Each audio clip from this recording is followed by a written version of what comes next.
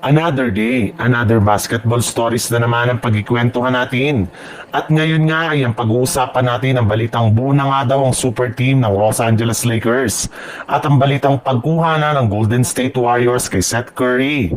Sa unang pagkakataon nga, simula nang mabuo ng Los Angeles Lakers ang kanilang pinakabagong lineup ngayong offseason, ay tuluyan nang nagkasama-sama ang lahat ng kanilang mga players sa loob ng kanilang pasilidad.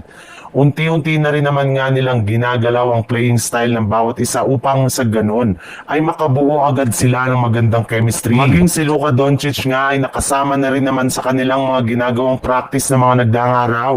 At sobra nga siyang namangha sa mga bagong manlalaro na kinuha ng Lakers na mga nagdaang buwan. At isa nga sa mga nakitaan niya dito ng napakalaking potensyal ay si Jake LaRavia na nagpakitang gilas agad sa kanilang mga practice sa pamamagitan ng kanilang 3-point shooting. Mapapakinabangan nga daw niya ito upang ma-strength nila ng gusto ang kanilang mga ginagawang galaw sa loob ng court. Bukod rin dyan, ay grabe rin naman nga mga ginagawang hustle plays nito, mapa-opensa man o depensa. Kaya sigurado nga po siya ngayon na malaki ang may tutulong ni Jake LaRavia sa Lakers off the bench na siyang posibleng maging difference maker sa kanilang mga laro.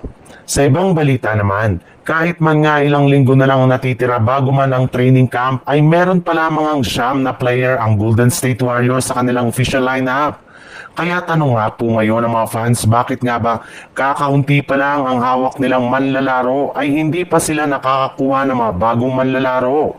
Well, ayon nga sa isang NBA insider, ang tunay nga daw na rason bakit meron pa lamang silang siyam na players ay dahil hanggang ngayon nga ay hindi pa rin naman nila nasusolusyonan ang problema kay Jonathan Kuminga. Well, bagamat man nga lumabas na ang balita nung nakarang araw, napipirma na si Kuminga sa kanyang natitirang qualifying offer sa Golden State Warriors. Para manatili siya dito ng isang taon ay hindi pa rin naman nga ito official na maisa sa katuparan. Kaya dahil nga dyan sa pangyayaring yan, ito ay masyado nang limitado ang kanilang mga ginagawang galaw, lalo pat wala na nga silang sapat na cap space na agad kunin ang nabanggit na players na target nilang makuha ngayong offseason katulad na lang ni Al Horford, Seth Curry at si DeAnthony Milton. Kaya kakailanganin pa nila ng ilang linggo para lamang maisagawa ang ganitong move.